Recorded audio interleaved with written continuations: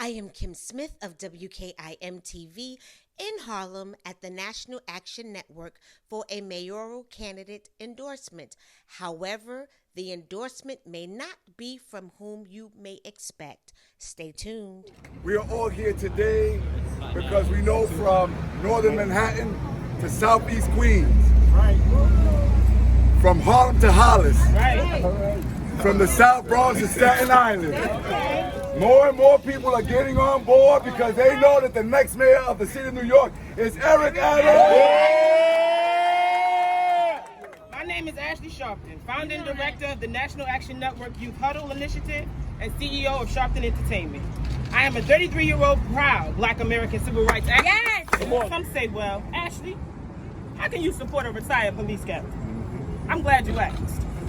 I've never been anti-police. I'm anti-police brutality. Right. Guess what? So is Eric Adams. Right. He is the only candidate with the experience to keep New York safe and hold police accountable. He did while on the force leading the fight for police reform and accountability with 100 blacks for law enforcement. He risked his own safety to speak out and stand up while in uniform. And he hasn't changed to the recent day. Come on, Ash. Yes, Eric Adams is a retired police officer, but he is also a survivor of police brutality. And he's lost loved ones to gun violence. For me, that makes him more of an expert than many at dealing with police community relations and gun violence issues that are a major concern for myself and the young people I work with through National Action Network. Yes, I've adamantly fought against stop and frisk, but Eric Adams has said that it is a constitutional right to stop and question, but the stop and frisk policy has been abused in this city. And he will ensure it won't be abused under his watch. I'm committed to holding Mayor Adams accountable to what he has said. Nevertheless, I don't doubt that he will do what he says because, again, his record speaks for itself. When Abner Louima was sodomized in Brooklyn in 1997 with a plunger and handcuffed to a bed, Eric Adams was there. When Amadou Diallo was killed by police in the Bronx after being shot at 41 times because they mistake a wallet for a gun, Eric Adams was there. Right. When Sean Bell was killed the day before his wedding day in Queens, Eric Adams was there. That's right. When Eric Garner was killed in Staten Island, Eric Adams was there. Right. And also, when 1-year-old DeBelle Garner and Brandon Hendricks was killed in the Bronx last year, Eric Adams was there. Eric Adams was there. That's right. And before that, he was there for Eleanor Bumpers, and I seen the footage. I wasn't there, but he was there. Right.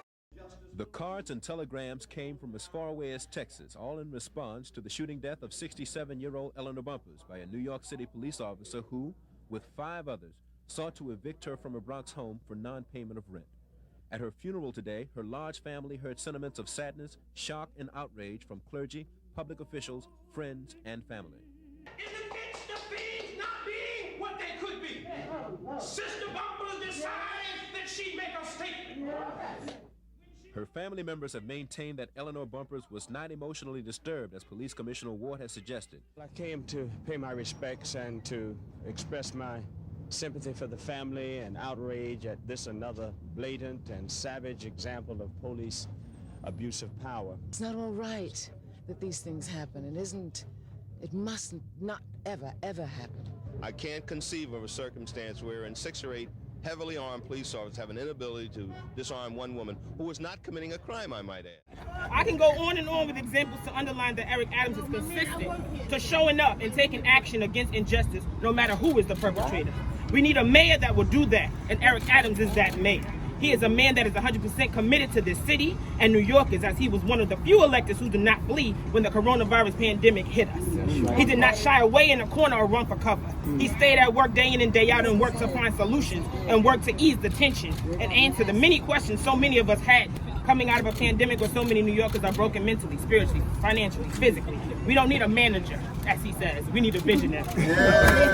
He's not afraid to take the necessary steps to revive New York back into the thriving city it can be. Eric Adams is the transformative leader who can execute his vision and implement change borough to borough. He has the courage, the work ethic, the strategy, the honesty, the record, the reach, the voice, and the heart to lead New York back to better. And he is the candidate who doesn't just talk the talk, y'all. He walks the walk. That's right. That's right. June 12th, early voting begins. June 22nd is the election. You make sure you vote and everybody you know in New York City goes out and vote. But make sure they make the right choice. And that choice is Eric Adams for mayor. Eric is here. Eric is here. Right from the offspring that is independently stated on her own that this is my choice for the mayor of the city of New York for today, for tomorrow, and for what he has done and will continue to do. Yes. Thank you, thank you. Here's a question for you. Yes. Two of your rivals today, Maya Wiley and Scott Stringer, are taking issue with your past support from the PBA. In particular, not just because they ended up endorsing Donald Trump, but because they're concerned about what message that sends about the PBA mentality towards policing in the city. What is your response to that? I am super critical of the PBA and its rhetoric. We have not taken financial money for them. We should never forget the rank and file police officers that are doing their job correctly, and those rank and file officers are going to be part of the new ecosystem of public safety. We're going to rebuild trust. I don't want the PBA's endorsement.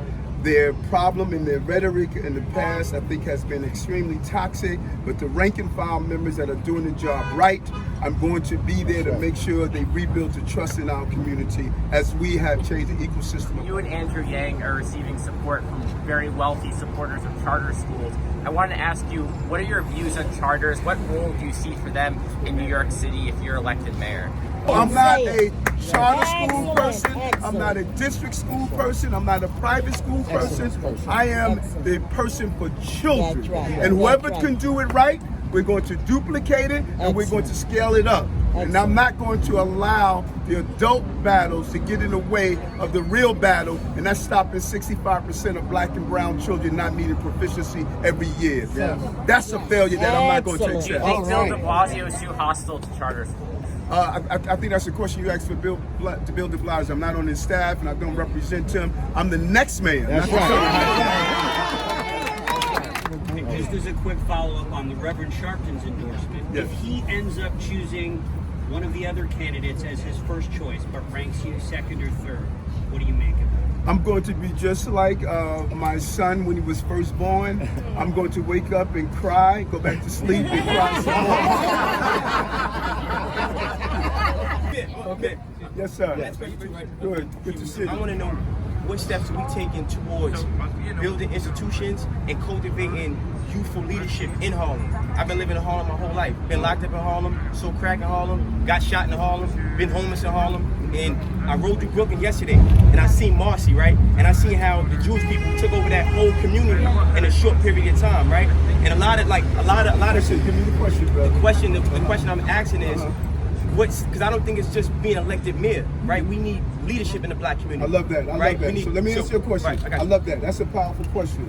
And the story you just told, your narrative of what you have done, is something that young people need to hear. Yes. I talk about my frailties. I talk about being arrested. I talk about being beat by cops. And when I speak to young people, I'm able to use my life story to resonate. So you need to partner with Sister Sharpe here and be that leader that you're talking about that we need to build on the ground level. So I want you to connect with her and use that leadership. And I want you to volunteer on my campaign. I want you to be in front of my young people. Because you're the future leader.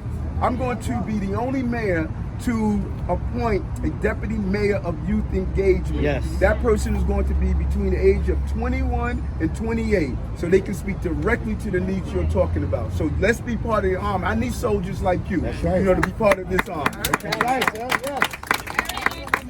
Thank you. Thank you. I want to ask you a question. Come on, you can walk and talk to me, okay? Okay.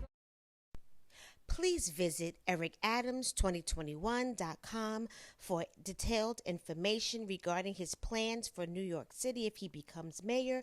And please visit NYC Votes for detailed information regarding all of the mayoral candidates that's on the ballot, as well as polling site information, info regarding early voting, which starts on June 12th, and primary day is June 22nd.